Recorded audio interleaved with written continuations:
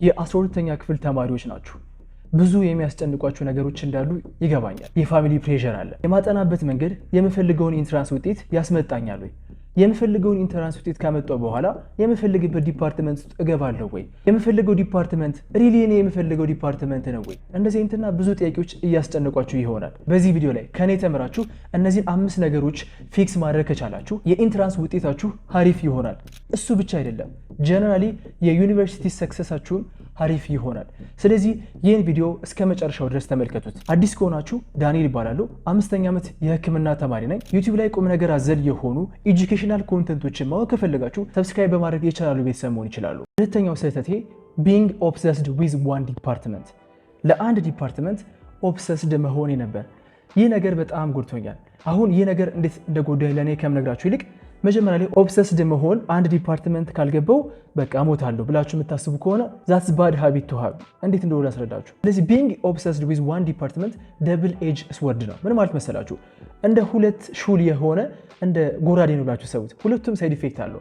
አንደኛ አሁን ለምሳሌ እኔ ያኔ ሜዲሲን ጆይን ባላደርግ ኑሮ በጣም ሚዝሬብል ነበር መሆነው አትዛት ሞመንት አትሊስት ማለት ነው። እና አሁን የምነግራችሁ አራተኛ ቲፕ አለ። ያን ቲፕ ስፔሻሊ ዴቨሎፕ ካላደረጋችሁ ማለት ነው በጣም ሚዝሬብል የሆነ ላይፍ ይኖራችኋል።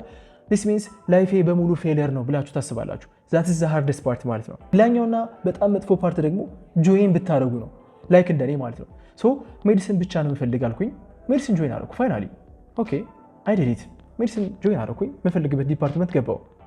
ላይክ ሶ ዘን አይ አስክ ማይሰልፍ ሶ ዋት ላይክ ዛሬት በቃ ሜዲሲን ገባው ሶ ዋት።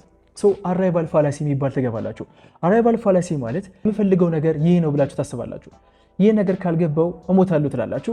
ዘን ያን ነገር ስታገኙት ዩ አስክ ዩርሰልፍ ዋት ዋዝ ዘ ፖይንት፣ ላይክ ምንድነው ታዲያ በቃ አሁን ላይ ሜዲሲን ጆይን አደረኩኝ፣ ስለዚህ ላይክ አም ናት ሃፒ ኤኒሞር። ላይክ ሜዲሲንን ጆይን ካደረኩኝ በጣም ደስተኛ እሆን ነበር እያልኩ የነበርኩት ሰው ጆይን ካደረኩት በኋላ ሶ ዋት ማለት ጀመርኩኝ። ላይክ ኦኬ ጆይን አደረኩ ዘን ዋት አልኩኝ። ገብታችኋል?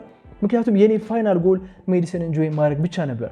ያን ነገር አደረኩት ሶ ዋት አልኩኝ። ሌላኛውና በጣም መጥፎ ፓርት ኮምፎርት ዞን ውስጥ ትገባላችሁ። ኮምፎርት ዞን ማለት የግሮዝ ዋነኛው ኢነሚ ነው ወይም ጠላት ነው።